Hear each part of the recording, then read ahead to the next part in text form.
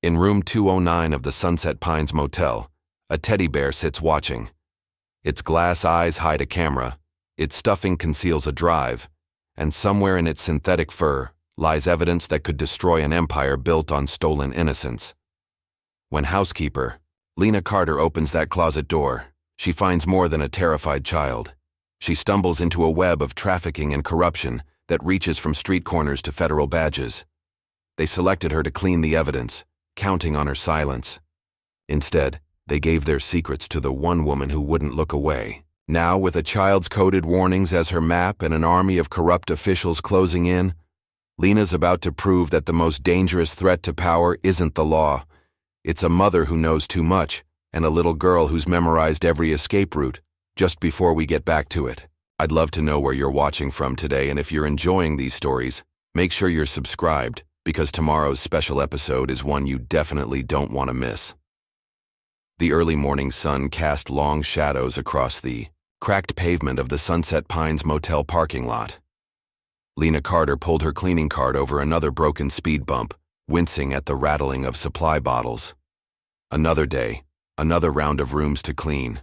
Though something about this morning felt different. Maybe it was the unusually thick fog that clung to the ground, or maybe it was the way Mr. Boyle had been acting stranger than usual at the start of her shift. Lena checked her watch. 7:15 a.m. Her son Noah would be heading to school right about now, hopefully remembering the lunch she'd packed for him. At 16, he was becoming more independent, but she still worried. Being a single mom meant constant worry, especially when working at a place like Sunset Pines. The motel wasn't exactly the Ritz. Located on the outskirts of town where the highway met the industrial district, it attracted its fair share of questionable characters. Drug deals in the parking lot weren't uncommon, and Lena had learned to look the other way when she spotted needle caps in the trash or mysterious stains on the carpets. The pay wasn't great, but it was steady work, and Mr. Boyle didn't ask questions when she needed time off for Noah's school events. "Lena!" Mr. Boyle's voice carried across the parking lot. He was shuffling toward her, his round face flushed despite the cool morning air. "I need you to check room 209. She frowned, consulting her clipboard. 209 isn't on my list for today. The do not disturb sign's been up all week. Just check it, he insisted, wiping sweat from his forehead with a handkerchief. The guest paid cash and something doesn't feel right. What do you mean? Other guests have been complaining about a smell. Metallic, they said, like copper pennies. He wouldn't meet her eyes. If anyone's in there, don't disturb them. But if it's empty... He trailed off, already turning away. Lena watched him hurry back to the office, his gait uneven and nervous. In 5 years of working here, she'd never seen him this agitated. Something was definitely off. She steered her cart toward the second floor, taking the outdoor stairs slowly. Room 209 was at the far end of the walkway, partially hidden behind a large vending machine that hadn't worked in years. The Do Not Disturb sign hung limply from the doorknob, its red letters faded from sun exposure. A peculiar odor hit her nostrils as she approached, not quite the copper smell Mr. Boyle had mentioned, but something else. Something stale and wrong, like food left too long in a humid room. Lena knocked firmly on the door. "Housekeeping." No response. She knocked again, louder this time. Still nothing. Following protocol, she pulled out her phone and called the front desk. "Mr. Boyle, has the guest in 209 checked out?" "No official checkout," he answered, his voice tight. "But they haven't been seen in days." Lena's stomach churned. She'd been working in motels long enough to know what that usually meant. Either someone had skipped out on their bill, or something worse had happened. She inserted her master key with trembling fingers and pushed the door open. The smell hit her immediately, stronger now. The room was dark, heavy curtains drawn across the windows. Lena fumbled for the light switch, and fluorescent bulbs flickered to life, revealing a scene that made her pause. The bed was perfectly made, corners tucked with military precision. But on the small table by the window, takeout containers sat festering, green mold creeping across what looked like half-eaten Chinese food. The bathroom door stood open, showing an untouched shower. No wet towels, no toiletries, not even water spots on the mirror. "Hello?" she called out, though she was now certain the room was empty. Housekeeping! A single suitcase sat in the corner, expensive-looking and untouched. No clothing strewn about, no personal items on the nightstand, just that perfectly made bed and rotting food. Something about the scene made the hair on the back of Lena's neck stand up. That's when she noticed it. A small scrap of fabric caught in the closet door. Pink cotton, printed with tiny flowers, wedged in the gap, where the door met the frame. Her heart began to race as she approached the closet, her footsteps silent on the thin carpet. The closet door resisted slightly when she pulled the handle, as if something was pressed against it from the inside. With a gentle tug, it creaked, open. Lena's breath caught in her throat.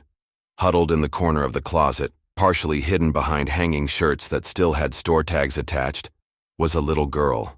She couldn't have been more than 6 years old, her dark hair tangled and unwashed, wearing clothes that were several sizes too big.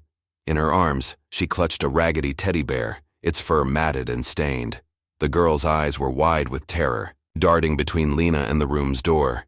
She pressed herself further into the corner, making herself as small as possible. "It's okay," Lena whispered, kneeling slowly. "I'm not going to hurt you. I'm here to help." The girl said nothing, but her grip on the teddy bear tightened until her knuckles went white. Something caught Lena's eye, a glint of silver on the closet wall. She leaned closer, her blood running cold as she made out what it was. A cheap, burner phone duct-taped to the wall at child height, its camera lens pointed outward. A small red light blinked steadily, indicating it was recording. "Sweetheart," Lena said softly, trying to keep the tremor out of her voice. "Can you tell me your name?" The girl shook her head violently, then whispered something so quietly Lena had to lean closer to hear. "What was that?" "Emily," the girl breathed, her voice rough from disuse. "My name is Emily." "Emily, that's a beautiful name. I'm Lena. Are you hurt? Do you need—" A car door slammed in the parking lot. Emily's reaction was immediate and terrifying. She began to shake uncontrollably, her eyes growing impossibly wider. "He's back," she whimpered. "He's back, he's back, he's back." Lena straightened, up and moved to the window, carefully pulling back the curtain just enough to peek outside. A black SUV had pulled into the spot directly below room 209. As she watched, a man in a baseball cap stepped out, his face obscured. He looked up, directly at the window, and Lena let the curtain fall back into place. "Emily, listen to me very carefully," Lena whispered, her mind racing. "We need to be very quiet, okay? Can you do that for me?" The girl nodded, clutching her teddy bear even tighter. Footsteps on the stairs, heavy boots on metal steps. Lena's heart pounded so hard she was sure it would give them away. She looked around frantically, evaluating options. The bathroom window was too small. The front door would put them directly in his path. The back exit. Every room had a connecting door to the adjacent room, though they were usually locked from both sides. But Lena had her master key, more footsteps closer now, keys jingling. "Emily, we have to go. Now." Lena reached for the girl who flinched away. "Please, sweetie. Trust me." A key slid into the lock. Emily lunged forward, grabbing Lena's hand. Lena scooped her up. She weighed almost nothing, and rushed to the connecting door. The master key shook in her hand as she tried to insert it into the lock. The main door's handle began to turn. The connecting door clicked open. Lena slipped through with Emily, just as the main door swung wide. Through the thin walls, she heard heavy footsteps enter room 209, followed by a moment of silence, then a roar of rage that made both of them jump.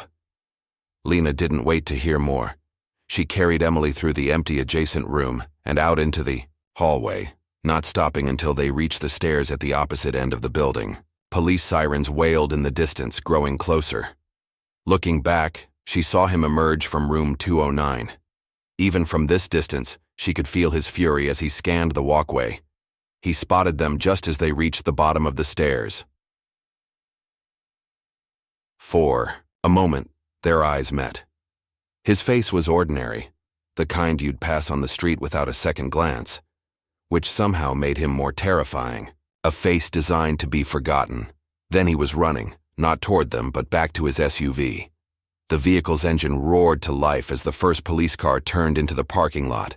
But by the time the officers pulled in, lights flashing and sirens blaring, the black SUV was already disappearing around the corner, leaving nothing but the acrid smell of burning rubber behind. Emily began to sob quietly against Lena's shoulder, her small body shaking with each breath. Lena held her tighter, watching the police cars gather, their lights painting the morning fog in surreal flashes of red and blue. What had she just stumbled into? The teddy bear dangled from Emily's grip, its stuffing bulging oddly in places as if something was hidden inside. Whatever that something was, Lena had a feeling it was just the beginning of a much darker mystery. She looked down at the trembling girl in her arms, then up at room 209, where officers were already approaching, with weapons drawn. The morning sun had burned away most of the fog now, but Lena felt a chill that went bone deep. Something told her that her simple life of cleaning rooms and raising her son was about to become much more complicated. And somewhere in the city, a black SUV was speeding away, carrying a man with an ordinary face who would definitely be back. The fluorescent lights of the motel office buzzed overhead as Lena sat with Emily on a worn leather couch. Police officers moved in and out, their radios crackling with updates. The morning's chaos had settled into a tense quiet, broken only by the occasional sob from the little girl curled against Lena's side. "Emily, sweetheart," Lena whispered, keeping her voice gentle. "The police need to ask you some questions. Would that be okay?" Emily's grip on her teddy bear tightened, her knuckles white against the matted brown fur. She shook her head, pressing closer to Lena. "Maybe we could start with something simple." Lena tried again, carefully shifting to face the child. "Are you hungry? Thirsty?" Emily's eyes darted to the office door, then back to Lena. After a moment's hesitation, she gave a tiny nod. "I'll get her some water," a young officer offered, moving toward the water cooler in the corner. As he approached with the paper cup, Emily flinched violently, nearly knocking it from his hand. Water splashed across the linoleum floor. "I'm sorry," the officer started, but Lena held up her hand. "Let me," she said softly. She stood slowly, making sure Emily could see her every movement. At the water cooler, she filled a fresh cup and returned, kneeling in front of the girl. Emily's hands trembled as she reached for the cup. That's when Lena noticed them. The bruises. Dark purple marks wrapped around her tiny wrists, partially hidden by the oversized sleeves of her shirt. Older yellowing bruises peeked out near her collarbone. Lena's stomach churned. She'd seen similar marks years ago, working at the hospital laundry. The night shift supervisor had taught her to recognize signs of abuse, telling her it was everyone's responsibility to watch for victims who couldn't speak for themselves. "Emily," Lena began carefully, "can you tell me how long you were in that closet?" The girl took a small sip of water, then whispered something Lena couldn't quite hear. "What was that, sweetie?" "3 sleeps," Emily murmured. "But before that?" "There were more sleeps, different places," a police officer nearby scribbled in his notepad. Emily noticed and clutched her teddy bear tighter, burying her face in its worn fur. That's when Lena felt it. Something hard beneath the bear's stuffing. Her fingers probed gently, feeling what seemed like a small rectangular object sewn into the toy's body. Emily suddenly grabbed Lena's wrist, her grip surprisingly strong. "He's coming back," she whispered, eyes wide with terror. "He always comes back." "You're safe now," Lena assured her, though uncertainty gnawed at her gut. "The police won't let—" "Ma'am?" An officer burst through the office door. "Black SUV. Just pulled into the lot!" Emily screamed, a raw, primal sound that made everyone in the room jump. She dove under the desk, dragging her teddy bear with her. Lena rushed to the window. Through the Venetian blinds, she saw the vehicle idling near the back of the parking lot. The driver's face was obscured by the same baseball cap, but she knew it was him. He was staring directly at the office, completely still. "Get away from the window," a gruff voice ordered. A heavy-set officer pulled her back as 2 others drew their weapons and moved toward the door. But before they could reach it, the SUV's engine roared to life. Tires squealed against pavement as the vehicle reversed, then shot forward, weaving between patrol cars with frightening precision. "All units," an officer shouted into his radio. "Suspect fleeing southbound on Marshall Road. Black Ford Explorer, no plates." Sirens wailed as police cars peeled out of the lot in pursuit. But Lena had a sinking feeling they wouldn't catch him. Something about the way he drove, the confidence in his movements. This wasn't his first escape. "He saw me," Emily whimpered, from under the desk. "He saw me and now he's angry." Lena knelt beside her. "Emily, look at me. No one is going to hurt you. I promise." But Emily was shaking her head frantically. "You don't understand. He has friends. Lots of friends. They help him find people." A chill ran down Lena's spine. Before she could respond, the office door opened again. A tall man in a dark suit entered, holding up an FBI badge. "I'm Agent Parker," he announced. "We need to move the girl to a secure location immediately." Emily shrieked and scrambled deeper under the desk. "No! They said they were police too, at the playground. They showed badges." Agent Parker's face darkened. He turned to the remaining officers. "Lock down this scene. No one in or out without federal clearance." To Lena, he added, "Ma'am, I need you to come with us. You're both in danger." "What? But my son. He'll be home from school soon. I need to—" "We'll send someone to pick him up," Parker assured her. "Right now, you and the girl are our priority." Lena's mind raced. Noah would be terrified if strangers showed up at school. But one look at Emily's trembling form told her she couldn't leave. The girl had latched onto her like a lifeline. "Okay," Lena agreed. "But I need to call Noah first. Let him know what's happening." Parker nodded. "Make it quick, and don't mention your location or where you're going." As Lena pulled out her phone, she noticed Emily clutching the teddy bear to her chest, whispering something to it. The hard object inside seemed to press against the fabric more prominently now. "What's in there, Emily?" she asked gently. "In your teddy bear?" Emily's eyes went wide. "Teddy keeps secrets," she whispered. "Bad secrets. About the other kids."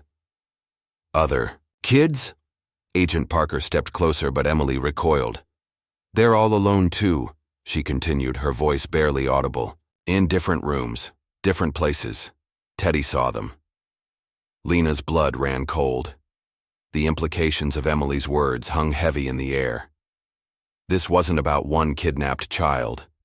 It was about many. A commotion outside drew their attention. Through the window, Lena saw police cars returning to the lot, lights still flashing. The pursuit had failed. "He's still out there," Emily said with terrifying certainty. "And he's really, really mad." Agent Parker spoke urgently into his radio, calling for additional units and helicopter surveillance. But Lena barely heard him. Her focus was on Emily's teddy bear, on the mysterious object hidden inside that seemed to hold dark secrets about other missing children. The morning sun had fully risen now, casting harsh light through the blinds. It illuminated Emily's face, showing details Lena hadn't noticed before. A small scar near her temple, dark circles under her eyes that no child should have.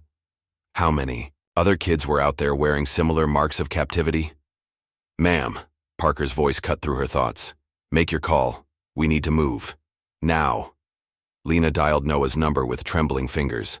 As it rang, she watched Emily rock back and forth, still clutching her teddy bear. Whatever was hidden inside that toy had the girl terrified, but also unwilling to let it go. The question was, why? Her son's voicemail picked up. "Noah, honey, something's happened at work. I'm safe, but I need to help someone. The police will explain everything. I love you." As she hung up, Emily suddenly grabbed her hand. "Don't let them separate us," the girl pleaded. "The others, they got separated, and then they disappeared."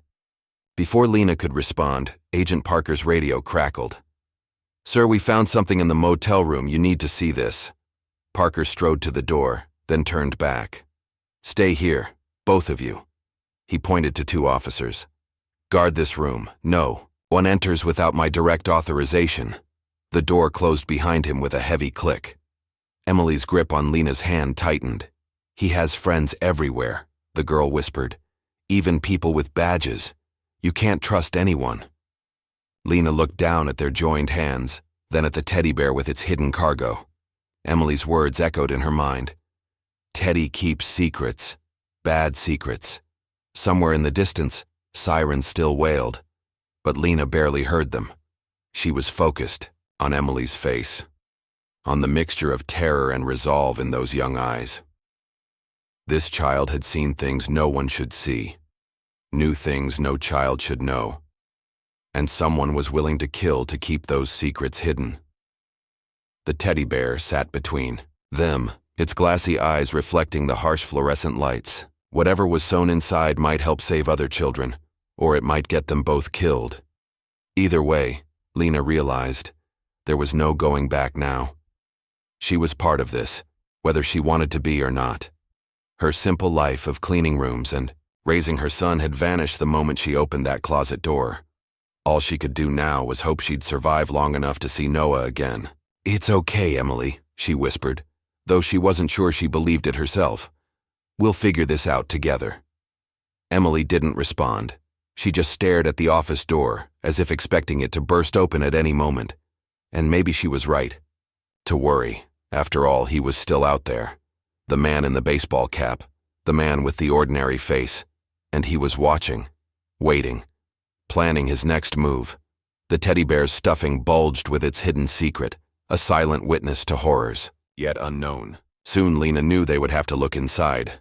But for now, they waited in the humming fluorescent light of the motel office, two strangers bound together by circumstance and danger, while outside, a dark game of cat and mouse was just beginning. Agent Parker's footsteps echoed down the walkway, approaching the office. Emily tensed, pressing closer to Lena. Whatever they'd found in room 209, it was bad enough to make an FBI agent run. The door handle began to turn. The stark fluorescent lighting of the police station made everything look harsh and unreal. Lena sat across from Detective Ryan Cole's desk, watching as he reviewed her statement for the third time. His office was cramped but orderly, with case files stacked neatly and a single family photo turned slightly away from visitors. "Let me get this straight," Cole said, running a hand through his graying hair. "You found the girl, saw the camera phone, and then the suspect returned?" His eyes were sharp despite his weary appearance, missing nothing. "Yes," Lena confirmed, fighting exhaustion. She'd been at the station for hours now, while Emily was being examined by doctors in another room. "But there's something else. The teddy bear—" "We've got forensics analyzing it now," Cole interrupted. He leaned forward, lowering his voice. "What concerns me is the camera setup. This wasn't amateur hour. The angle, the mounting, it was professional, like they'd done it before." A knock at the door made them both turn. Agent Parker entered, his tie loosened and jacket wrinkled. "Detective, we need to talk. Privately." Lena stood to leave, but Cole waved her back down. "She stays. She's involved now, whether we like it or not." Parker's jaw tightened, but he closed the door and pulled up a chair. The camera in the closet was broadcasting, live feed encrypted. "We've got tech working on tracing it, but—" He shook his head. "These people know what they're doing." "These people?" Lena asked, her stomach churning. "How many are we talking about?" Before either man could answer, a young officer burst in. "Detective, you need to see this." She was carrying a tablet, her hands shaking slightly. "Emily's been drawing the same symbol over and over." Cole took the tablet, his expression darkening as he swiped through the images. Each showed the same strange mark, a triangle inside a circle, with what looked like waves underneath. "I've seen this before," he muttered, pulling open a drawer and rifling through files. "Here." He slapped down a photograph showing the same symbol spray-painted on a warehouse wall. 3 months ago, missing persons case, teenage girl. We found this at the scene, but she was never located." Lena felt sick. Emily said there were others, in different places. "Miss Carter?" Parker interjected. "Did Emily say anything else about these other locations? Anything at all?" "No, but—" Lena stopped, remembering something. She pulled out her phone and opened her browser. "I searched for missing children in the area while I was waiting. There was something—" Her fingers flew across the screen until she found what she was looking for. Here, Emily's picture. She was reported missing 2 weeks ago, but she turned the phone toward them. The description says she was taken by a man named James Wilson, not our guy from the motel. Cole and Parker exchanged glances. 2 different men, Cole said slowly. Which means they're passing them around, Parker finished grimly. Multiple handlers. Lena pushed back from the desk, suddenly needing air. The implications were horrifying. How many children? How many monsters wearing ordinary faces? A commotion in the hallway drew their attention. Through the glass partition, Lena saw Mr. Boyle being led in by uniformed officers. The motel manager looked even more disheveled than usual, his shirt untucked and sweat staining his collar. "I'll handle this," Cole said, standing. "Parker, stay with Miss Carter." But Lena was already moving, anger propelling her forward. She burst into the hallway before anyone could stop her. "Mr. Boyle, you knew, didn't you? All those cash payments, the guests no one ever saw." Boyle's hands trembled as he tried to straighten his glasses. "Lena, please. You don't understand. I just clean the books. I don't ask questions." "Like hell you don't." She stepped closer, but Parker caught her arm. "There are children being hurt. How many rooms? How many times did you look the other way?" "Miss Carter," Parker warned, but she wasn't finished. "What about room 209? Did you know Emily was in there? Did you hear her crying at night and just turn up your TV?" Boyle's face crumpled. I didn't know about any children. They just paid me to keep certain rooms off the books, to not look too closely at the security footage." "The security footage," Cole cut in sharply. "Where is it stored?" "Server room, behind my office." "But it won't help. They had their own system. Separate cameras, separate network, professional setup." Parker's radio crackled. "Sir, forensics finished with the bear. You're going to want to see this." The agent released Lena's arm. "Take him to interrogation," he told the uniformed officers. "We'll deal with him later." As they led Boyle away, Lena's phone buzzed. Unknown number. She answered without thinking. "Stay out of this." The voice was mechanical, distorted. "You're involving yourself in matters beyond your understanding." "Who is this? How did you get this number?" "Consider this a courtesy warning. Walk away now or—" Cole snatched the phone from her hand and put it on speaker, gesturing to a nearby officer who scrambled to set up a trace. "Or what?" Cole demanded. "What happens if she doesn't walk away?" The mechanical voice chuckled. "Detective Cole, still trying to play hero? Ask yourself why you've never solved a trafficking case. Why leads mysteriously dry up? Why witnesses suddenly change their stories? The line went dead. 7 seconds, the officer reported. Not long enough for a trace." Lena sank into a nearby chair, her legs weak. "They know who we are. All of us. Which means they have access to police records," Parker said grimly. "Inside help." A young officer approached carrying an evidence bag. Inside was Emily's teddy bear, now cut open along one seam. Next to it was a small flash drive. "Sir," the officer said to Parker, "you need to see what's on this." Now, they gathered. In a small conference room, watching as Parker plugged the drive into a secure laptop. Files populated the screen, dozens of them. Video clips, photos, documents. "Oh God," Lena whispered as the first video played. Another motel room. Another hidden camera. Another child huddled in a corner clutching a different teddy bear. "Look at the timestamps," Cole pointed out. "These go back months, different rooms, different motels. Different bears," Parker added. "They're using them to document their operations. Hidden cameras in the rooms, drives in the bears, creating their own evidence trail." "But why?" Lena asked.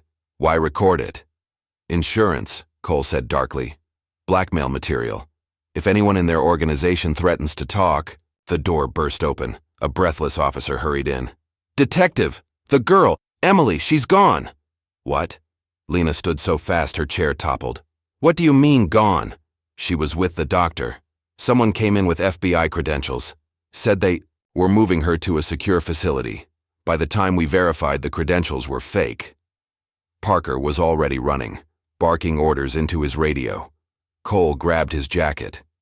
"Get units on every exit. Full lockdown." But Lena knew it was too late. Emily's words echoed in her mind. He has friends everywhere, even people with badges. She followed Cole and Parker down the hallway, past startled officers and ringing phones. The emergency exit at the end of the corridor stood open. Cold air, rushing in. In the parking lot, tire tracks marked where a vehicle had peeled out. On the ground lay a small scrap of pink fabric, the same pattern as Emily's oversized shirt. "They took her right out of the police station," Cole said, his voice tight with fury. "Right under our noses." Parker kicked a nearby trash can. "They're sending a message, showing us how powerless we are." But Lena wasn't listening. She was staring at the sheet of paper that had fluttered out of the trash can. Another drawing by Emily. The same symbol, but this time with something else. Numbers, scrawled in a child's shaky hand. "Look," she said, picking it up. "These could be coordinates, or an address." Cole studied the paper. Could be. Or it could be nothing. They're probably long gone by now. "No," Lena insisted. "Emily's smart. She knew they might come for her. She left this for us to find." Parker took the drawing, comparing the numbers to something on his phone. "Wait, these match a location, an old warehouse district just outside town. The same area where we found that symbol before," Cole added, eyes widening. Lena thought of Emily's words. Different places, different rooms. How many other children were out there waiting to be found? "We need to move," Parker said, already, heading for his car. "If this is what I think it is, I'm coming with you," Lena stated. It wasn't a question. Cole started to object, but Parker cut him off. "She's right. The girl trusts her. If we find Emily, we'll need that trust." They piled into Parker's unmarked car, lights flashing but sirens silent. As they sped through the darkening city streets, Lena's phone buzzed again. Another unknown number. The message was simple. "You should have walked away." She showed it to Cole, who merely nodded grimly and checked his weapon. The warehouse district loomed ahead, a maze of abandoned buildings and broken dreams. Somewhere in that concrete jungle, Emily was waiting. And so were the monsters who had taken her, the ones with ordinary faces and fake badges, the ones with friends in high places, but they had made one crucial mistake. They had underestimated a mother's determination, and Lena Carter was done being afraid. The sun was setting now, casting long shadows between the warehouses. In one of them, a little girl was holding another teddy bear, hoping someone would find the clues she'd left behind. This time, Lena silently promised they would get her back, no matter what it took. Parker's car turned down a narrow alley, headlights off. The hunt was on. And somewhere in the gathering darkness, a man in a baseball cap was watching, waiting, his ordinary face twisted into a smile. The game wasn't over, it was just beginning. The warehouse district sprawled before them like a concrete graveyard, shadows lengthening as evening approached. Detective Cole killed the engine, and the unmarked car rolled to a silent stop behind. A rusted shipping container. The air smelled of diesel and decay. "Emily's numbers led us here," Lena whispered, clutching the crumpled drawing. "But which building?" Parker pulled out his phone, showing them satellite imagery. "Based on the coordinates, we're looking at that one." He pointed to a massive structure with a partially collapsed roof. "The old Palmer Steel factory." Cole checked his weapon. "SWAT's 10 minutes out. We should wait." A scream pierced the twilight, high-pitched, terrified, unmistakably a child's. "Emily!" Lena was moving before anyone could stop her, driven by instinct and adrenaline. "Damn it," Cole muttered, rushing after her with Parker close behind. "Miss Carter, wait." But Lena was already at a side door, her heart pounding. The door was ajar, its heavy padlock lying broken on the ground. Inside, darkness waited. Cole caught up, grabbing her arm. "You can't just run in there. These people are professionals, they—" Another scream, closer now, and something else. A man's voice, angry and getting angrier. Parker pulled out a small flashlight. Together, stay close. And Miss Carter? He pressed a spare flashlight into her hand. Try not to get us all killed. They slipped inside. The warehouse was a maze of old machinery and fallen beams. Their flashlight beams caught glints of metal and broken glass. Every shadow could hide a threat. This way, Cole whispered, indicating fresh scuff marks on the dusty floor. They followed the trail, moving as quietly as possible. The marks led to a stairwell descending into darkness. The air grew colder with each step down. At the bottom, a long corridor stretched into blackness, but there was something else. A faint glow coming from beneath a door at the far end. They crept forward, freezing when voices drifted through the door. The flash drive is gone. A man's voice, tight with rage. What else did you tell them? Emily's whimper was barely audible. Nothing. I promise. Liar. You drew that symbol. Left. Those numbers. You're going to ruin everything. Cole motioned for them to wait as he eased forward, gun drawn. But before he could reach the door, footsteps echoed from above. Multiple sets, moving fast. Company, Parker hissed, spinning too. Face the stairs. The ceiling creaked overhead. More footsteps coming from different directions now. They're hurting us, Cole realized. This was a trap. Lena's flashlight beam caught something on the wall. That same symbol Emily had drawn, freshly painted. But there was more. Beneath. It numbers and letters hastily scrawled B7, T4, M9 kids here, cops too. Look, she whispered, but a sudden commotion from the room ahead drowned her out. The door burst open. Emily bolted out, running straight for Lena. Behind her, a figure emerged. The man in the baseball cap, his ordinary face twisted with fury. Federal agents, Cole shouted, weapon raised. Don't move! The man smiled. Actually smiled. Detective Cole, right on schedule. More footsteps on the stairs. Flashlight beams cutting through darkness. And then voices. Familiar voices. Drop your weapons. It was Officer Taylor from the station. But something was wrong. His gun was pointed at Cole, not the suspect. Parker's face hardened. Taylor, so you're one of them. Smart man, baseball cap said, still smiling. Show them, Emily. Show them what happens to people who don't follow rules. Emily clutched Lena tighter, shaking her head. No more bears. Please, no more cameras. Bears? Cole's eyes widened. Son of a... The teddy bears are how they control their own people. Blackmail material on the cops and officials who help them. Very good, detective. Baseball cap clapped slowly. The cameras in the rooms record the transactions. The drives in the bears store it all. Insurance, you might say. More. Corrupt officers appeared, weapons trained on Cole and Parker. Emily trembled against Lena, her small fingers digging into Lena's arm. You won't get away with this, Parker growled. Baseball cap laughed. But we already have. For years. Want to know why?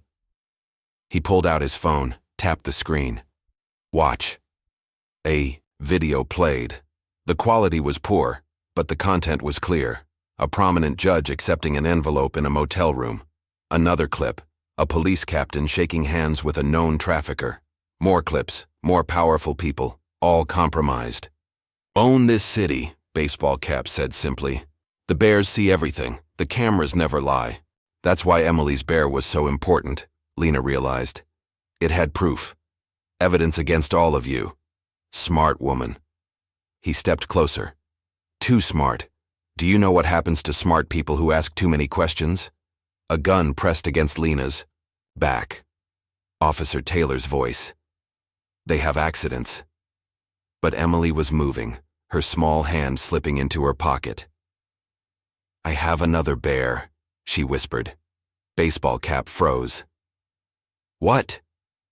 Another bear, another drive. With everything. Her voice grew, stronger. I told the real FBI before they took me. They're coming. She's bluffing, Taylor said, but uncertainty crept into his voice. Distant sirens wailed, multiple vehicles getting closer. She's not bluffing, a new voice called from the shadows. Agent Wilson stepped into view, weapon raised. We've been building this case for months. Emily helped us get the final piece. More agents emerged from hiding spots around the warehouse. Real ones this time. Baseball Cap's ordinary face contorted. "Kill them! Kill them all!" Chaos erupted. Gunfire exploded in the confined space. Lena threw herself over Emily as bullets sparked off metal. Through the madness, she saw Cole tackle Taylor, their weapons skittering across the floor. Baseball. Cap turned to run, but Parker was there, driving him into a wall. The man's ordinary face hit concrete with extraordinary force. "Lena!" Emily screamed. "The symbols! More kids!" Understanding hit her. The numbers on the wall, they weren't coordinates. They were room numbers, other warehouses, other victims. "Agent Wilson," she shouted over the gunfire. "The wall! There are more locations."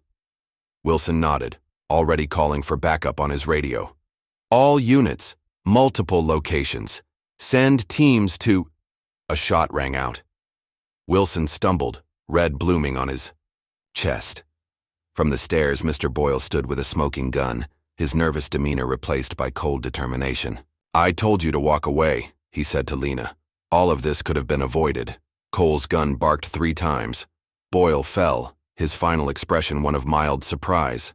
Silence descended, broken only by the approaching sirens and Emily's quiet. "Sobs, clear!" voices called from different parts of the warehouse. "Building secure!" Baseball Cap lay unconscious, Parker standing over him with cuffs ready. Taylor and the other corrupt officers were face down, real cops securing their weapons. Wilson pressed a hand to his wound as medics rushed in. The evidence. In Emily's second bear. It's enough. Names, dates, locations. We can take down their whole network. "Speaking of evidence," Parker said, picking up Baseball Cap's dropped phone. "Look what our friend recorded for us. His whole confession, including names of compromised officials." Lena held Emily close as more FBI agents swarmed the scene. "It's over, sweetie. They can't hurt anyone else." But Emily shook her head. Not over. More places, more bears, more bad people. She was right. This was just one cell of a larger operation. The symbols on the wall proved that. How many other warehouses? How many other children? "We'll find them," Cole promised, holstering his weapon. "All of them." Outside, red and blue lights painted the warehouse walls as multiple agencies arrived. The corrupt officers were led out, in cuffs, their badges removed. Baseball Cap was carried out on a stretcher, his ordinary face now marked by Parker's fist. Wilson was loaded into an ambulance, already calling in teams to check the other locations. The network was exposed, but its full extent was still unknown. Lena watched it all, still holding Emily. The girl who had been brave enough to leave clues, to trust that someone would understand. "You knew, didn't you?" Lena asked softly. "You knew they'd follow us here." Emily nodded. "The bears see everything, but sometimes they see too much." She pulled something from her pocket, a tiny camera, identical to the ones hidden in the teddy bears. "I took it, before they moved me. Now we have proof, real proof." Cole took the camera carefully. "You're one brave kid, Emily." But Emily wasn't listening. She was staring at the warehouse wall, at the symbol she had drawn so many times. "There are others," she whispered, still waiting, still scared. "We'll find them," Lena promised. "All of them." As if in response, more sirens wailed in the distance. Teams heading to other locations following Emily's coded warnings. The night was far from over. Baseball Cap's phone lay on an evidence table, still playing his confession. His ordinary face filled the screen as he bragged about his network, not realizing he was sealing his own fate. The teddy bears had seen everything. And now, finally, justice would see it too. But somewhere in the city, in other warehouses and hidden rooms, more children waited. More bears watched. More ordinary faces concealed extraordinary evil. This wasn't the end. It was barely the beginning. Emily squeezed Lena's hand. "Thank you for opening the closet door." Such a simple action that morning. A door opened, a child found, a conspiracy exposed. But there were more doors to open. More children to save. And Lena Carter, the housekeeper who became a hero, knew she would help open every single one. The fluorescent lights of the hospital waiting room hummed overhead as Lena paced, her shadow moving back and forth across the worn linoleum floor. Down the hall, doctors were treating Agent Wilson's gunshot wound while Emily underwent a thorough medical examination. The girl had refused to let anyone near her unless Lena was present, but hospital policy had finally forced them apart. Detective Cole appeared with 2 cups of coffee, handing one to Lena. "They're both stable," he reported. "Wilson's lucky. Bullet missed anything vital." "Any word from the other locations?" Lena asked, accepting the coffee gratefully. Cole's expression darkened. 3 more warehouses raided. We found evidence of recent occupancy, but..." He shook his head. "They moved the kids before we got there. Someone tipped them off. More corrupt cops? Has to be, the timing's too perfect." He sipped his coffee, grimacing at the bitter taste. "But we did find something interesting. Each location had that same symbol painted somewhere visible. Emily's drawings weren't random. It's their marker," Lena realized. "How they identify safe houses." "Exactly. And there's more." Cole pulled out his phone, showing her a series of photographs. These were taken at different motels across 3 states. "Look at the graffiti." Lena leaned closer. In each photo, that same triangle circle wave symbol was subtly worked into existing graffiti. Easy to miss if you weren't looking for it. "They're marking their territory, like a twisted business franchise." Cole put his phone away as Parker approached, looking exhausted. "Baseball caps talking," Parker reported. "His real name is Thomas Fuller, small-time criminal until 5 years ago when he joined this operation. Now he's naming names trying to cut a deal." "What about Mr. Boyle?" Lena asked. "Dead. But his phone's already giving up secrets. Bank records show regular deposits from shell companies, same companies that own those other warehouses." A doctor emerged from Emily's room, looking troubled. "Miss Carter, Emily's asking for you." Lena hurried in, finding Emily curled up on the examination table, still wearing her oversized clothes. The girl's arms were now properly bandaged, where the bruises and cuts had been documented. "Hey, sweetie," Lena said softly. "How are you feeling?" Emily's eyes were focused on something only she could see. "They knew," she whispered. "They knew you'd find me in that closet." "What do you mean?" "I heard them talking. Before. They said someone would come to clean. Someone who would ask questions." She looked at Lena. "They wanted you to find me." Lena's blood ran cold. "Why?" "To see what you'd do. They do that sometimes. Leave one to see who helps. Then they know who to watch." Cole and Parker had entered quietly, listening. "She's right," Parker said. "It's a test. They identify potential threats by seeing who intervenes. And then they eliminate those threats," Cole added grimly. Emily nodded. "Like Miss Sarah. She found Tommy at the gas station. 3 days later, her car went off a bridge." Lena sat heavily in a nearby chair. "So I was supposed to find you, but I was also supposed to look the other way, like Mr. Boyle did. Clean the room. Don't ask questions." Emily's voice had taken on a sing-song quality, as if reciting something she'd heard many times. "That's what they tell everyone. Clean and forget." A nurse appeared with discharge papers. "Emily's clear to leave, but she'll need to stay with protective services until..." "No!" Emily grabbed Lena's arm. "They'll find me there. They always do." "She's not wrong," Parker admitted. "If they've got people inside law enforcement, standard protective custody might not be secure enough." Cole made a decision. "My sister Rachel runs a private security firm. Former military. We can set them up in one of her safe houses." "Them?" Lena asked. "You're involved now," Cole said simply. "They'll come for you too. And your son." Lena's heart stopped. "Noah. Oh God. Noah." She pulled out her phone with trembling fingers. "He's safe," Parker assured her. "Already picked up from school and taken to a secure location. But we need to move you both now." A commotion in the hallway drew their attention. Agent Wilson was being wheeled past on a gurney, awake but groggy. He gestured for Parker to come closer. The bears, Wilson mumbled through the pain medication. Check the manufacturing dates. Parker looked puzzled. What? The teddy bears. They're all... Same company? Same batch?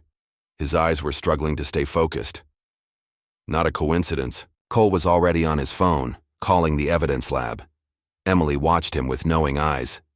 They make them special, she said, with hiding places inside, for the cameras and drives. Lena thought back to the motel room, to that first teddy bear with its hidden cargo. A company that makes custom bears for traffickers. That's how they document everything. Got it, Cole announced, hanging up. Bears were made by Western Toy Company. Went bankrupt 3 years ago, but... He checked his notes. The factory's still there. And guess who bought it? Let me guess, Parker said. One of those shell companies? Cole nodded. Same ones paying Boyle. Emily tugged at Lena's sleeve. The bad men visited the bear place. I heard them talk about it. They said that's where everything is saved. The servers, Parker realized. They're storing all their blackmail material at the factory. We need to move on this, Cole said. If they realize we know, they'll destroy everything, Lena finished. All the evidence, against their network. Parker was already calling for backup. Cole turned to Lena and Emily. Rachel's team is outside. They'll take you to the safe house.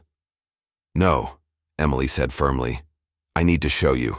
At the bear place. There are secrets you won't find without me. Absolutely not, Parker started, but Emily cut him off. Hidden rooms. Special doors. I remember from before. And I remember the code. She held up her hands, forming that same triangle circle wave symbol. It's not just a marker. It's a map. The adults exchanged looks. Emily hadn't steered them wrong yet. Her clues had led them to the warehouse, had helped them understand the bear's significance. Okay, Cole decided. But you stay in the car with Rachel's team. No exceptions. 20 minutes later, they were pulling up to the abandoned Western Toy Company factory. The building was dark, its windows boarded up, but Emily pointed to a faded sign above the loading dock.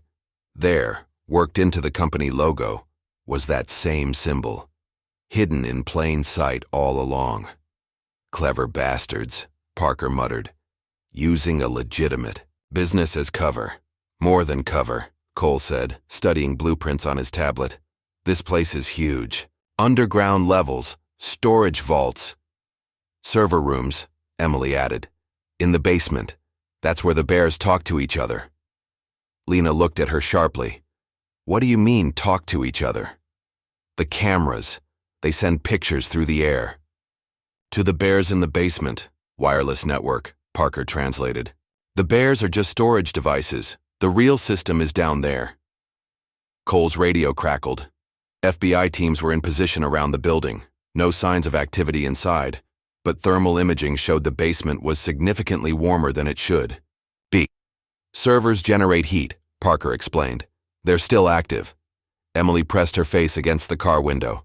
Someone's inside. I can feel it. She's right, came a voice over the radio. Movement at the southeast corner. One individual entered through a side door. They're going to destroy the evidence, Cole said. We need to move now. Wait. Emily's voice was urgent. The bears have teeth. What? Alarms, traps. The bears bite if you don't know the secret. Parker relayed this to the assault teams. Within minutes, they discovered she was right. The entrance was rigged with sophisticated security systems. How did you know? Lena asked. Softly. Emily's eyes were distant. I watched them when they thought I was sleeping. I learned their secrets. She traced the symbol on the foggy window. Triangle is up. Circle is down. Waves are danger. Cole studied the symbol with new understanding. It's not just a marker, it's instructions, directions to navigate their security. Emily nodded. Up to the light, down to the dark. Watch for the waves. As if confirming her words, an alarm suddenly blared from the building. Red lights began flashing behind the boarded windows. "They're destroying the servers," Parker shouted into his radio. "All teams, breach now." The FBI teams moved in, using Emily's decoded instructions to bypass security. Lena held the girl close as they watched from the car, Rachel's security team alert for any threats. Gunfire erupted from inside the factory. Then shouts, running figures, more shots. Minutes crawled by like hours. Finally, Cole's voice came over the radio. "Building secure, suspect in custody, and you're going to want to see this." Later, they stood in the basement server room, staring at walls of computers. Hundreds of teddy bears sat on shelves, each connected to the system by thin wires. "Every bear is a backup," Parker explained. "Redundant storage. They've got everything documented, every crime, every corrupt official, every victim." "Emily was right," Cole added. "This is where the bears talk to each other, their whole operations command center." The suspect they'd caught was a tech expert, hired to maintain the system. He was already offering to cooperate, terrified of what his employers would do when they discovered the breach. Emily walked between the shelves of bears, touching them gently. "They can rest now," she whispered. "No more watching. No more secrets." Lena noticed something else. A wall of photographs. Children's faces. Some smiling, some afraid, all tagged with dates and locations. "My God," Parker breathed. "This goes back years. Dozens of kids. Not just kids," Cole said, pointing to another section. "Look, more photos. Adults this time. Judges, police officers, politicians. All compromised. All controlled by the contents of these teddy bears." Emily tugged at Lena's hand. "There's one. More thing. One more secret." She led them to a hidden panel showing them how to open it. Inside was a single teddy bear, larger than the others. When Cole carefully cut it open, they found not a drive, but a notebook. Names, dates, bank accounts.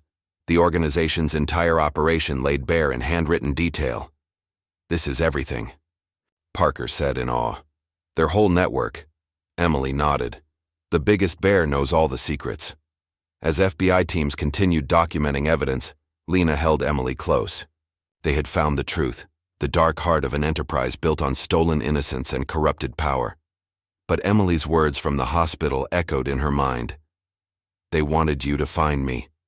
How many other children were out there, left like Emily, testing who would help and who would look away? The bears had given up their secrets, but the real work was just beginning. In the parking lot, Rachel's team was preparing to move them to the safe house. Noah would be waiting there finally, safe, but as Lena helped Emily into the car, she knew their lives would never be the same. They had opened more than a closet door. They had opened a door to a hidden world of exploitation and corruption. And now that they knew the truth, there was no closing it again. The factory stood silent behind them, its faded sign still showing that hidden symbol. Up to the light, down to the dark, watch for the waves. Emily had taught them how to read the signs. Now they had to follow where they led. Even if the path led to even darker places, the bears would help show the way. Dawn painted the sky in shades of gray as the convoy of FBI vehicles approached the warehouse Emily had described. It was the third raid of the night, following leads from the notebook found in the master bear. Each location had yielded more evidence, but no children, until now. "Movement inside," crackled a voice over the radio. "Multiple heat signatures. In the basement level." Lena sat in the command vehicle with Emily, watching screens that showed thermal images of the building. Detective Cole and Agent Parker were coordinating with tactical teams, their voices tight with anticipation. "This is the one," Emily whispered, pressing her hand against the monitor. "I remember the broken window shaped like a star." Sure enough, a jagged hole in one of the upper windows formed a crude star pattern. Emily's memory had proven eerily accurate throughout the investigation. "Teams in position," Parker reported. "On my mark. Wait!" Emily suddenly grabbed Lena's arm. "Something's wrong. The cars are wrong." Cole turned. "What cars?" "When I was here, there were always 3 black cars. In the back. She pointed to the thermal imaging. Now there's 5. Parker grabbed his radio. All units. Possible additional. Hostile presence. Be advised! The night exploded into chaos. Gunfire erupted from multiple positions around the warehouse, but it wasn't coming from their targets. It was coming from behind the FBI positions. Ambush! Cole shouted, pulling Lena and Emily down, as bullets peppered the command vehicle. They knew we were coming. Through the windows, Lena saw figures emerging from the darkness, men in tactical gear identical to the FBI teams. But these men were firing at the real agents, their movements, precise and coordinated. How? Parker demanded, returning fire through a broken window. This operation was classified, a familiar voice crackled over their radio channel. Sector 3 compromised. Fall back to... The voice belonged to Special Agent Thompson, who had helped coordinate the raids. Thompson, Cole growled. He's one of them. He had access to everything. Emily huddled against Lena, trembling but calm. The bears showed him too. That's how they control people. They make them choose. Help us or we show everyone what you did. Bullets continued to fly as real FBI agents battled their corrupt counterparts. In the confusion, Lena spotted movement at the warehouse's rear entrance. Small figures being hustled into unmarked vans. The children, she cried. They're moving them. Parker was already calling for backup, but they all knew it would come. Too late. The traffickers had planned this perfectly, using their own law enforcement connections to orchestrate an ambush while they slipped away with their victims. We have to do something, Lena insisted. Cole's expression was grim. We're pinned down. Thompson's men have us surrounded. But Emily was pulling something from her pocket, a small phone she'd taken from the toy factory's server room. The bears are still watching, she said, tapping the screen. See?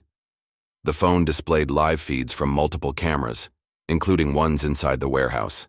The traffickers had been so confident in their ambush that they hadn't bothered disabling their own surveillance system. There, Emily pointed. The secret door. Like before.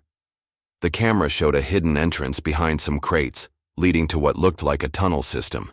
Maintenance tunnels, Parker realized, checking the building plans on his tablet. They run under half the industrial district. That's how they move us, Emily said quietly. Underground, where no one sees. A fresh barrage of gunfire rocked. The command vehicle. Through the chaos, Lena heard engines starting, the vans beginning to move. Cole made a decision.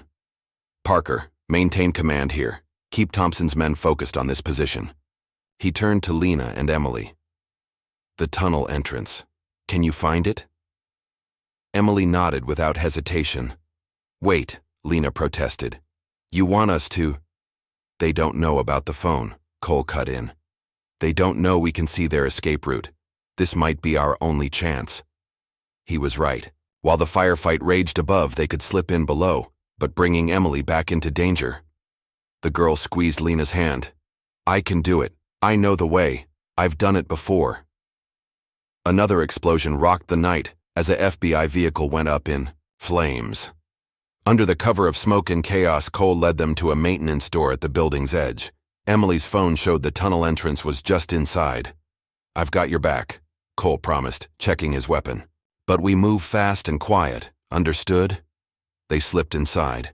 The warehouse interior was dark, lit only by emergency lights and the glow of fires outside. Following Emily's lead, they worked their way between massive storage containers, staying low. The hidden door was exactly where the camera showed it. Emily knew how to open it. The same triangle circle wave pattern worked into what looked like an ordinary electrical panel. The tunnel beyond was narrow and damp, stretching into darkness, but they could hear voices echoing from ahead, and the sounds of children crying. They moved carefully, guided by Emily's intimate knowledge of this underground maze. The phone's camera feeds showed the vans above were still loading, giving them precious minutes to get ahead of the convoy. Wait, Emily whispered, pulling them into an alcove. Footsteps approached, a guard making his rounds. They held their breath as he passed, his radio squawking with updates from the battle above. Thompson says 5 minutes, the guard reported. Then we move the packages. They were talking about children like they were cargo. The footsteps faded. They pressed on, going deeper into the tunnel network. The air grew colder, the walls slick with moisture. Finally, Emily stopped at an intersection. Listen. Voices drifted from a side tunnel, multiple children, some crying, some whispering in fear, and other voices too, adult voices giving harsh commands. Cole checked his weapon one last time. How many guards? Emily held up 3 fingers, then pointed to her phone. The camera feed showed a large chamber ahead where the tunnels widened. 3 armed men stood watching over a group of at least 10 children, all wearing the same oversized clothes Emily had worn. "We can't wait for backup," Lena whispered. "Once those vans are loaded..." A radio crackled in the chamber. 5 minutes, came Thompson's voice. "Start moving them up." Cole touched his earpiece. "Parker, we've found them. South Tunnel System. Junction Point, Charlie. Need immediate support." Static was his only answer. "They're jamming communications down here," he realized. Emily tugged at Lena's sleeve.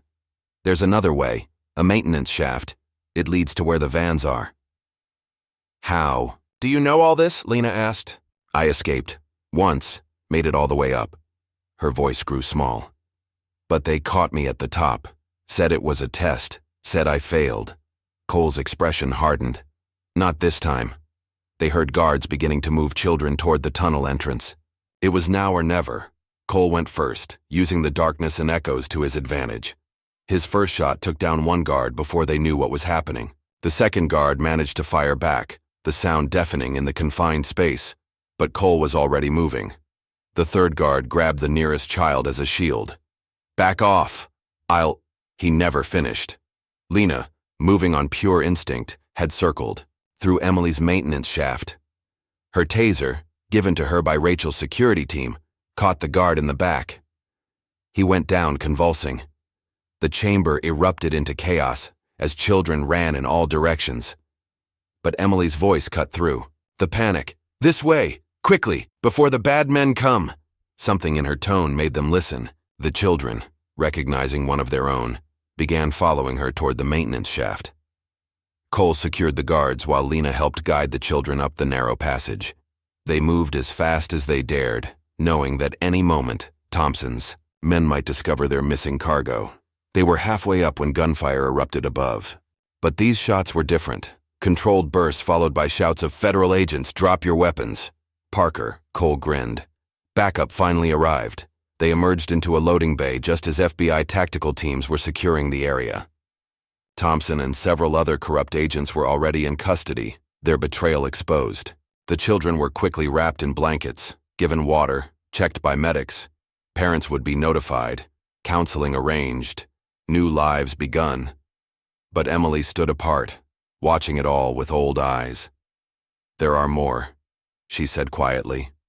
"In other tunnels. Other cities." Lena knelt beside her. "We'll find them. All of them." "The bears will help," Emily nodded. They saw everything. She was right. The evidence from the toy factory was already exposing trafficking networks across the country. The corrupt officials caught in tonight's raid would lead to others. The whole dark enterprise was unraveling. Cole approached, holstering his weapon. "Thompson's talking. Trying to make a deal. Says he can give us everything." "No," Emily said, firmly. "He only knows what they let him know.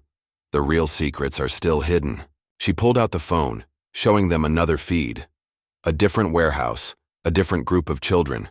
The image was grainy, but clear enough to see that same triangle circle wave symbol painted on the wall. "How many?" Lena asked, though. She dreaded the answer. "Lots." Emily's voice was tired. "The bears are everywhere. Watching. Waiting." Dawn was breaking outside, the sky turning from gray to pale blue. But they all knew darker times lay ahead. This victory, however sweet, was just the beginning. The real war was still to come. And somewhere in the city, more teddy bears sat silently on shelves, recording the secrets of monsters who wore ordinary faces and carried official badges. The Tunnels stretched on into darkness, holding more mysteries, more horrors. But now they had a guide, a small warrior who had survived the darkness and emerged stronger. Emily took Lena's hand as they walked into the morning light. "Time to wake the other bears," she whispered. Behind them, the warehouse stood silent, its broken star-shaped window catching the first rays of sun. The symbol remained, a warning and a map. Up to the light, down to the dark. Watch for the waves. The journey continued. The interrogation room felt smaller at 3 in the morning.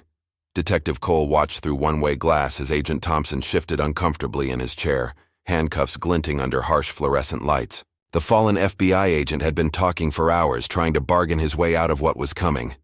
"Names," Parker demanded, his voice tight with barely controlled anger. "We want all of them." Thompson licked his lips. "You don't understand. These people, they're connected, powerful. One of them runs everything. The rest just follow orders." "Who?" Cole pressed. "Give us a name."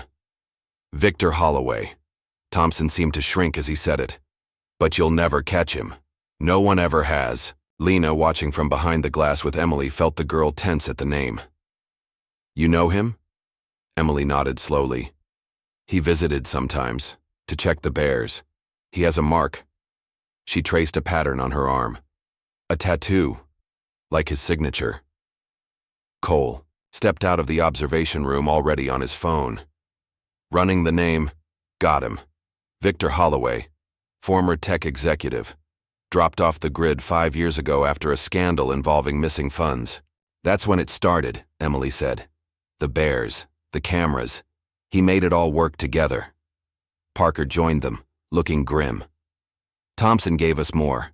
Holloway's planning something big, a major transport of kids overseas, within 48 hours. The ships," Emily whispered. "By the water, where the big boxes sleep." The container port, Cole realized. Perfect cover for smuggling. Mix the containers with legitimate cargo, fake manifests. Lena's phone buzzed, a text from Rachel's security team watching Noah at the safe house. All clear. Her son was safe, but others weren't. Other mothers' children were about to disappear forever. "Thompson's probably warning them right now," Parker said. "Even in custody, he'll have ways to send messages." "Let him," Cole replied. "We've got something they don't know about." He looked at Emily. "We've got someone who understands their system from the inside." Emily pulled out the phone she'd taken from the toy factory. More camera feeds showed activity at the port, shipping. Containers being moved, men in workers' uniforms patrolling with too much purpose. "There," she pointed. "The red boxes. They're different inside." The camera zoomed in on a row of containers marked with shipping company logos. But painted in one corner, barely visible, was that familiar symbol. "How many children?" Lena asked softly. "Many," Emily replied. "From different places. They keep us in the special containers until the ship comes, with air holes and water, like animal cages." Cole was already mobilizing teams, but carefully. After Thompson's betrayal, they couldn't trust their usual channels. Only verified agents, personally vetted by Parker. "The ship leaves at dawn," Thompson had told them. "Cargo manifest lists. It has electronics. No one checks too closely when the right palms are greased." They had 6 hours. Rachel's security team brought Noah to the station so Lena could see him briefly. Her son hugged her tight, trying to be brave despite his fear. "Mom, what's happening?" he asked. "Why are there men with guns watching us?" "I found something bad," she told him. "Really bad. And now I have to help stop it." He looked at Emily, who stood quietly nearby. Something passed between them. A recognition, perhaps, of how quickly childhood can be stolen. "Help them, Mom," Noah said finally. "Like you always help me." As Rachel's team took him back to safety, Lena turned to find Emily studying the port surveillance feeds with disturbing intensity. "I remember the way," the girl said. "Through the metal forest, past the sleeping giants." "The crane systems," Cole translated. "She's describing the container yard layout." Parker spread out a port schematic. "Main access is heavily monitored. Security checkpoints, customs agents. Some of them have the mark. Emily interrupted. The wave tattoo.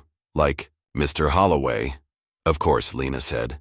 They're part of it. That's how they get the children through. Cole traced routes on the schematic. So we can't use official channels. We need another way in. The water, Emily said simply. That's how I almost got out before. There are tunnels that go to the sea. Parker studied the plans. Drainage system. Runs under the entire port. Access points here, here, and here. Narrow, Cole warned. Limited tactical movement. Could be a death trap. Or our only chance, Lena countered. They won't expect it. Emily's phone chirped. A new camera feed showed a sleek black car arriving at the port. A man stepped out, his bearing radiating authority. Mr. Holloway, Emily whispered. Even through the grainy footage, there was something commanding about him. He moved like someone used to being obeyed, his expensive suit out of place among the port's industrial grime. He's inspecting personally, Parker said. This shipment must be important. The biggest ever, Emily confirmed.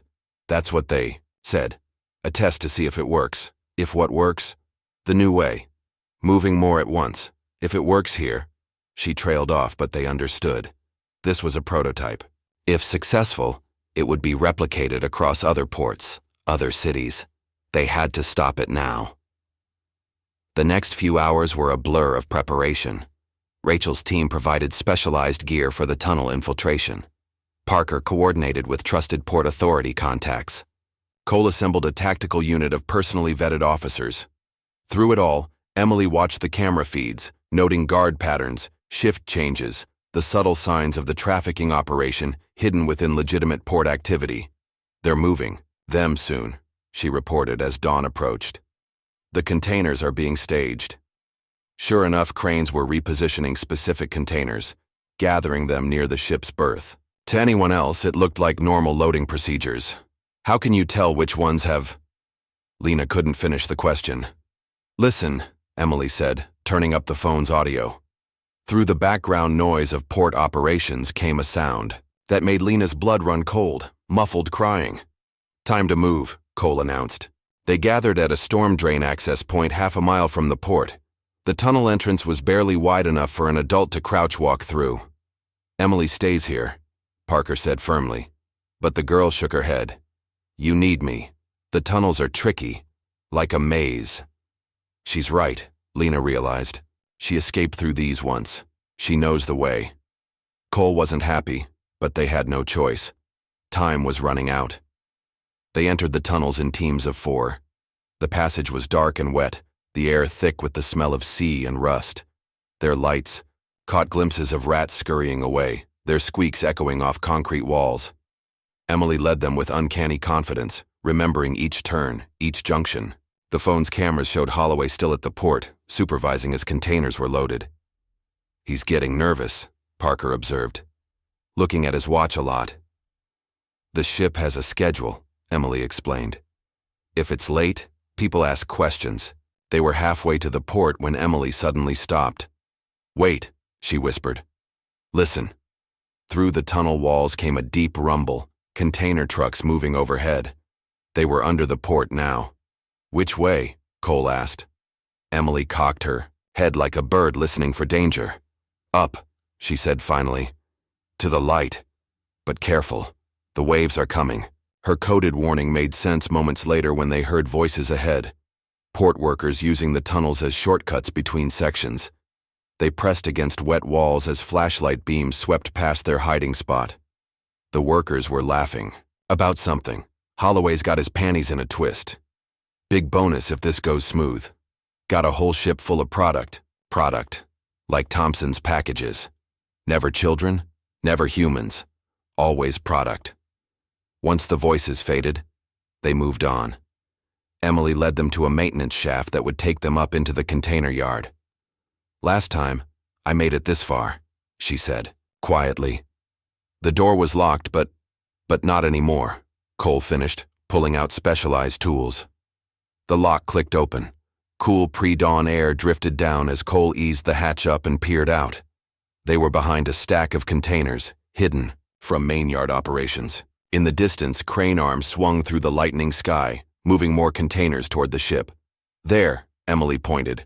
The red containers she'd spotted on camera were being staged nearby, close enough to hear what she'd heard through the phone. The sounds of children trying to be brave and quiet and small. Holloway stood watching the loading process, occasionally checking his phone. Even from here, they could see the tattoo on his forearm when he rolled up his sleeve, that same triangle circle wave pattern that marked everything in his empire. 60 seconds to first light, Parker reported. We need to move. Cole gave final instructions to his teams. They would emerge from multiple tunnel points, coordinating through secure radio channels that Thompson hadn't known about. Emily tugged Lena's sleeve. When it starts, she whispered, the waves will come fast. Be ready. Lena squeezed her hand, understanding. Chaos was coming. The kind of chaos that could get people killed if they weren't prepared. 30 seconds, Parker breathed. Through gaps between containers, they could see more guard patrols than the port should have. More workers who moved like soldiers. More guns poorly hidden under work clothes. 15 seconds. Holloway was walking toward the red containers now, his expression impatient. The ship's crew was preparing for departure, unaware or uncaring about their cargo's true nature. 10 seconds. Emily's grip tightened. The bears are watching, she whispered. One last time. 5 seconds. Dawn broke over the port, painting, everything in shades of gold and shadow. A new day was beginning. The hunt was almost over. Execute. The storm was about to break, and somewhere in the metal forest of containers, children waited to learn if this sunrise would bring rescue or a one-way journey into darkness. The bears had shown them the way. Now it was time to follow where they led it, even if it meant following them straight into hell. The first rays of dawn had barely touched the port when all hell broke loose. Cole's tactical teams emerged from multiple tunnel points simultaneously, their coordinated assault catching Holloway's security off guard. Gunfire erupted between container stacks as corrupt port workers scrambled for weapons. Move! Move! Parker shouted into his radio. Secure those containers! Lena held Emily close as they waited in their hiding spot, watching Holloway's reaction to the chaos. The trafficking kingpin stood eerily calm amid the firefight, pulling out his phone with practiced efficiency. He's calling for backup, Emily whispered. More bad men with badges. But this time, no corrupt officers would come rushing to his aid. Thompson's confession had exposed them all, their arrests happening simultaneously across the city. Holloway's face darkened as his calls went unanswered. For the first time, uncertainty crept into his expression. The bears caught them all, Emily said with quiet satisfaction. No more friends to help. A massive explosion rocked the port as Cole's team breached the main security office. Holloway was moving now, running toward a waiting SUV as his men provided covering fire. He's getting away! Lena started to move, but Emily held her back. Wait, the girl commanded. Watch for the waves. Seconds later, a second explosion tore through the area Lena would have run into. Holloway had rigged escape routes with explosives, trying to cover his retreat. Emily, Lena asked urgently, which way? Is safe? The girl studied the port layout, her mind working through remembered paths. Follow the triangle, up to the light. They moved carefully between containers, Emily leading them along safe routes while firefights raged nearby. Ahead, they could see Holloway reaching his vehicle. All units, Cole's voice crackled over the radio. Target moving to Sector 7. Box him in. But Holloway was too experienced, too prepared. His SUV smashed through a chain-link fence, creating a new escape route. The children, Emily suddenly said. He's leaving them. She was right. In his rush to escape, Holloway had abandoned the red containers and their precious cargo. Already, tactical teams were working to open them, freeing the trapped children inside. Let him run, Parker commanded. We've got what matters. But Emily was shaking her head. No, he has more. Hidden. Underground. What do you mean? A place below, where the children wait for transport. I heard them crying through the floor. Lena looked at the phone Emily still carried, its camera feed showing the port's layout. There, that warehouse, the symbols painted on the roof. Cole redirected teams to converge on the building while Holloway's SUV disappeared into the maze of port access roads. They approached the warehouse cautiously, aware of potential traps. Emily pointed out hidden security measures, pressure plates, motion sensors, the same sophisticated systems that had protected the toy factory. Up to the light, she murmured, tracing the familiar triangle pattern. Down to the dark. Inside, they found what looked like a normal shipping office, but Emily went straight to a filing cabinet showing them how it concealed a hidden elevator. More bears down there, she said as they descended. Watching everything. The basement was a horror. Rows of small cells lined concrete walls. Children's drawings covered surfaces, and everywhere that same symbol, drawn by small hands learning to map their prison.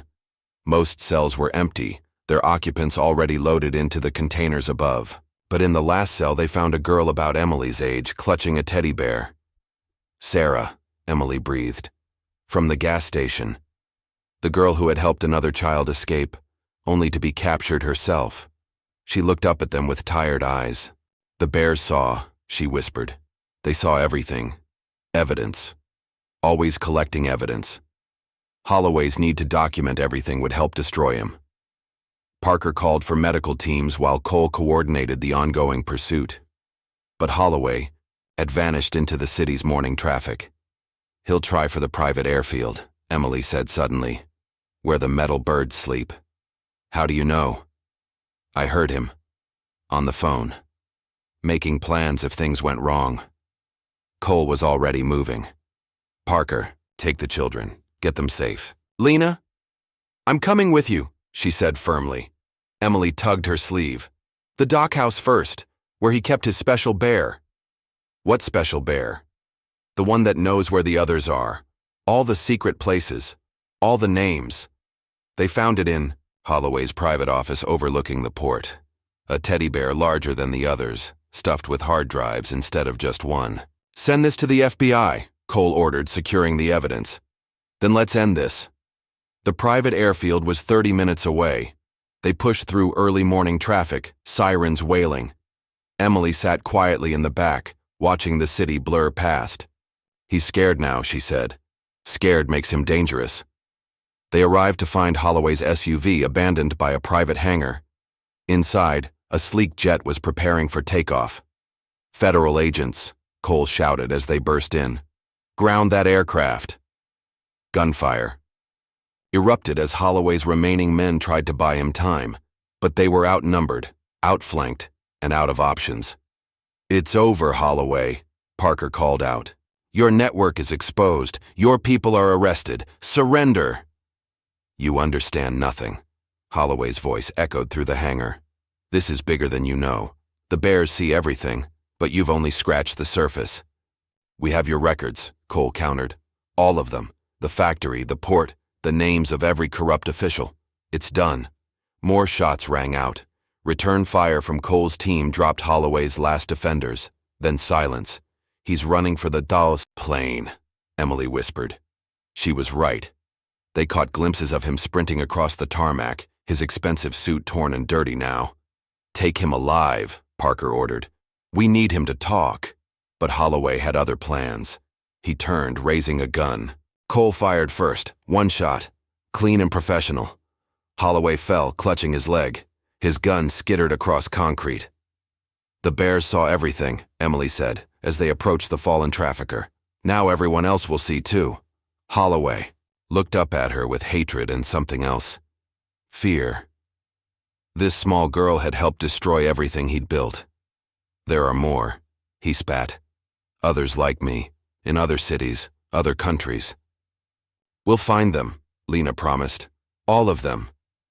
The bears will help, Emily added. They always help. Sirens approached as federal agents secured the scene. Holloway was cuffed and read his rights. His empire was falling, his network exposed, his power broken. But Emily's words haunted them. More cities, more networks, more children waiting to be found. Hours later, they stood in Cole's office, watching news reports of the raids. Dozens of children rescued, hundreds of arrests across multiple jurisdictions. evidence mounting against corrupt officials at every level. "What happens now?" Lena asked softly. "Now we follow the bears," Emily said, "to all the other places, all the other children." Cole nodded grimly. "The FBI's creating a task force, using everything we've learned about their methods, their symbols, their documentation system. They'll adapt," Parker warned. "Change their tactics." "But the bears will still see," Emily insisted. "They always see." Lena pulled her close. This brave, wounded child who had turned her captor's own surveillance against them, who had remembered every detail, every path, every code. "Time to go home," she said gently. Emily looked up at her. "Are you my home now?" "If you want." Noah would love a sister. Tears filled the girl's eyes. "What about the others? The ones still waiting?" "We'll find them," Cole promised. "Every last one. And we'll help," Lena added. "Together." Later that night, in Lena's apartment with Noah sleeping nearby and security teams watching outside, Emily sat with her final teddy bear. This one wasn't watching or recording. This one was just for her. "No more secrets," she whispered to it. "No more hiding." Lena watched from the doorway as Emily finally allowed herself to be simply a child again. The symbol that had marked her, prison, now helped lead others to freedom. Somewhere in the city, more children waited in darkness. But now they had hope. Now they had people who knew how to find them. The bears had watched silently as evil men hurt innocent children. But in the end, those same bears had helped bring justice. Emily curled up with her teddy bear, truly peaceful for the first time since Lena had opened that closet door. "Sleep well," Lena whispered, turning out the light. Tomorrow would bring new challenges, more symbols to decode, more bears to find, more children to save. But tonight, in this moment, two lost souls had found each other. A housekeeper had become a hero. A victim had become a warrior, and somewhere in the darkness, other children drew that symbol on walls, waiting to be found. Up to the light, down to the dark, watch for the waves. The bears were still watching, but now they watched for justice. And in the end, that made all the difference. If this story of courage and justice moved you, make sure to hit that like button and subscribe for more gripping narratives that expose the darkness lurking behind ordinary doors. Leave a comment sharing your thoughts. And don't forget to hit that notification bell to never miss another story of ordinary people facing extraordinary choices.